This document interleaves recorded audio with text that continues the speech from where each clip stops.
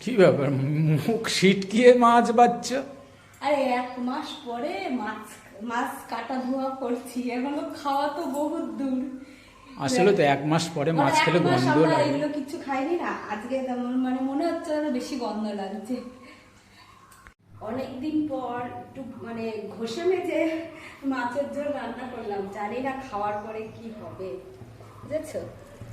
মাছের ঝোলটা তো এরকম ভাবে করলাম, এখন খাওয়ার পরে কি স্বাদ আসে দেখি।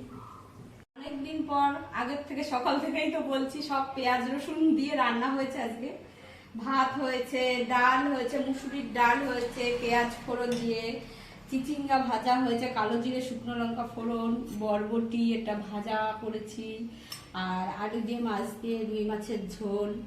তো সব থেকে কোনটা ভালো লাগে, কোনটা খেয়ে তৃপ্তি পাবা এই 1 মাস পরে জানাও, খাও, খেয়ে নিয়ে তারপরে বলো। খাওয়া তো হয়েই গেল, তো বলো কি দিয়ে বেশি ভালো খেলে? মুসুরির ডালটাই খুব ভালো খেলাম অনেকদিন পর বলো। সত্যি ধনে পাতা আর শুকনো লঙ্কা তেজপাতা ফোড়ন দিয়ে মুসুর ডালটা দারুণ দারুণ, সত্যিই খুব ভালো খেয়েছি।